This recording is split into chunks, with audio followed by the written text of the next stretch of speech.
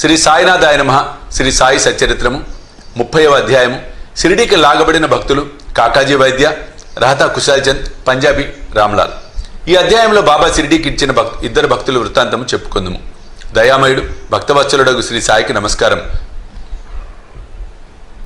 వారు దర్శన మాత్రముననే భవసాగరమును తరింపజేసి మన ఆపదలను బాపెద్దరు. వారు నిర్గుణ స్వరూపులైనను భక్తులు కోరుటచే సగుణ స్వరూపము వహించిరి. భక్తుల ఆత్మ సాక్షాత్కారము కలిగించుటచే మహాత్ముల కర్తవ్యం.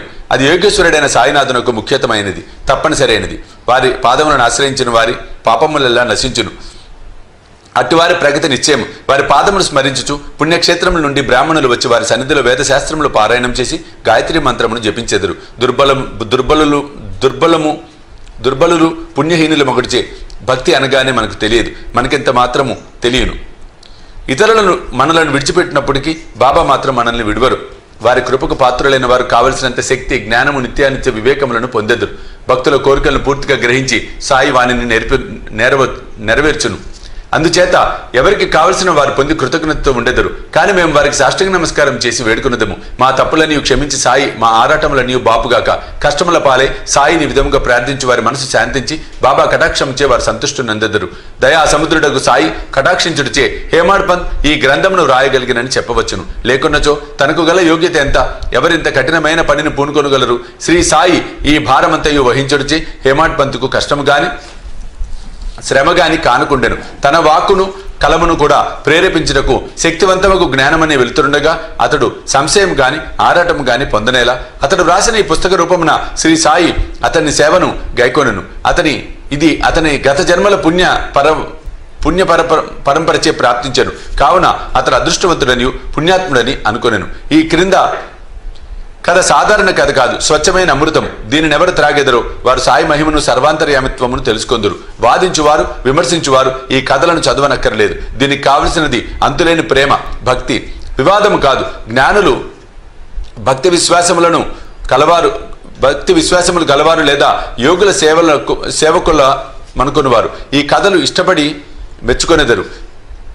తదితరులు కాకమ్మ కథలను అనుకొందురు. అదృష్టవంతులైన సాయి భక్తులు సాయి లీలను కల్పతరువుగా భావించెదరు. ఈ సాయి లీలామృతము త్రాగినచో అజ్ఞానులకు జన్మరాహిత్యం కలుగును, గృహస్థులకు సంతృప్తి కలుగును, ముముక్షువులకి ఇది సాధనముగా ఉపకరించును. ఇక ఈ అధ్యాయంలో కథను ప్రారంభించదము. కాకాజీ వైద్య. నాసిక్ జిల్లా వనిలో కాకాజీ వైద్య అనేవాడు ఉండెను. అతడచటి సప్తశృంగి దేవతకు పూజారి.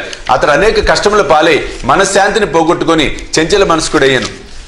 అట్టి పరిస్థితుల్లో ఒకనాటి సాయంకాలం దేవతాలయమునకు పోయి తన ఆందోళన నుండి కాపాడమని హృదయపూర్వకంగా వేడుకొనెను. అతని భక్తికి దేవత సంతసించి ఆనాడు రాత్రి అతని స్వప్నమును కాంచి బాబా వద్దకు పొమ్ము, నీ మనసు శాంతి వహించును అనెను. ఆ బాబా ఎవరో దేవిని అడిగి తెలుసుకున్నట్టుకు కాకాజీ ఉత్సహించెను. కానీ అంతలోనే అతనికి మెలకు వచ్చెను. ఈ బాబా ఎవరై ఉండవచ్చునని అతడు యోచించెను. కొంతసేపు ఆలోచించిన పిమ్మట ఈ బాబా అంటే త్రయంబకేశ్వరుడు కావచ్చని పుణ్యస్థలముకు త్రయంబకమునకు వెళ్ళెను. అచ్చట 10 రోజులు ఉండెను. అభిషేకమును తదితర పూజలు కావించెను. అయినప్పటికీ మునుపటి వలె అశాంతిగా ఉండెను. పిమ్మట స్వగ్రామంకు వచ్చి తిరిగి దేవతను వేడుకొనెను. ఆ రాత్రి ఆమె స్వప్నంలో కనిపించి అనవసరముగా త్రయంబకేశ్వరం ఎందుకు వెళ్ళినావు? బాబా అనగా షిరిడి సాయిబాబా అని అభిప్రాయం. షిరిడికి పోవుటెట్లు, ఎప్పుడు పోవలను, బాబాను చూచుటెట్లు అని కాకాజీ మనోవ్యాకులతో పొందుచుండెను. ఎవరైనా యోగేశ్వరుని చూడవలని అనుకున్నచో ఆ యోగియే కాక దైవం కూడా అతని కోరికను నెరవేర్చుటకు సహాయపడును. యథార్థముగా యోగియు భగవంతుడును ఒకరే, వారిలో ఏమీ భేదం లేదు. ఎవరైనా తానే పోయి యోగిని దర్శించుటన్నది ఉత్త బూటకము. యోగి సంకల్పించినదే వారిని చూడగలుగు వారెవరు? అతని ఆజ్ఞ లేక చెట్టాకు కూడా కదలదు. యోగి దర్శనముకై భక్తుడు ఎంత వేదన పడునో, ఎంత భక్తి విశ్వాసములు చూపునో అంత త్వరగా బలముగా అతని కోరిక నెరవేరును. దర్శనముకై ఆహ్వానించువాడే వచ్చువానికి స్వాగత సన్నాహంలో అనర్చును. కాకాజీ విషయంలో అట్లే జరిగెను. శ్యామ మొక్కు. కాకాజీ షిరిడి పోవుటకు ఆలోచించుచుండగా ఒక అతిథి అతన్ని షిరిడికి తీసుకుని పోవుటకు అతనింటికే వచ్చెను. అతడెవరో కాదు, బాబాకు ముఖ్య భక్తుడు శ్యామయే. శ్యామ ఆ సమయంలో వనీకి ఎట్లు వచ్చెనో చూద్దాము. శ్యామ బాల్యంలో జబ్బుపడినప్పుడు అతని తల్లి తమ గృహదేవత వనిలోని సప్తశృంగికి జబ్బు నయము కాగానే నీ దర్శనమునకు వచ్చి బిడ్డను నీ పాదములపై పెట్టెదను అని మొక్కుకొనెను. కొన్ని సంవత్సరముల పిమ్మట ఆ తల్లి కుచములపై తామరం లేచి ఆమె మిక్కిలి బాధపడెను. తనకు నయమైనచో 2 వెండి కుచములు సమర్పించదనని అప్పుడు ఇంకొక మొక్కు మొక్కెను. కానీ ఈ 2 మొక్కులు కూడా ఆమె చెల్లించలేదు. ఆమె చనిపోయినప్పుడు ఈ సంగతి శ్యామకు చెప్పి 2 మొక్కులు చెల్లించు భారము అతనిపై వేచి మృతి చెందెను. శ్యామ కొన్నాళ్లకు ఆ మొక్కులను పూర్తిగా మరిచెను. ఇట్లు 30 సంవత్సరములు గడిచెను. అప్పట్లో షిరిడీలోని ఒక పేరు పొందిన జ్యోతిష్కుడు వచ్చి నెల దినములచట మకాము వేసెను. అతడు శ్రీమాన్ బూటి మొదలగు వారికి చెప్పిన భవిష్యత్తు సంతృప్తికరంగా ఉండెను. శ్యామ తమ్ముడు బాపాజీ జ్యోతిష పండితుని సంప్రదించగా అతడు తల్లి మొక్కులు చెల్లించకపోవడిచే వారికి కష్టములు సప్తశృంగి దేవత కలుగజేయుచున్నది అని అనెను. బాపాజీ ఈ సంగతి శ్యామకు చెప్పాను. అప్పుడు శ్యామకు సర్వము జ్ఞప్తికి వచ్చాను. ఇంకా ఆలస్యం చేసినచో హానికరమని ఎంచి శ్యామ ఒక కంసాలిని పిలిచి 2 వెండి కుచములు చేయించెను.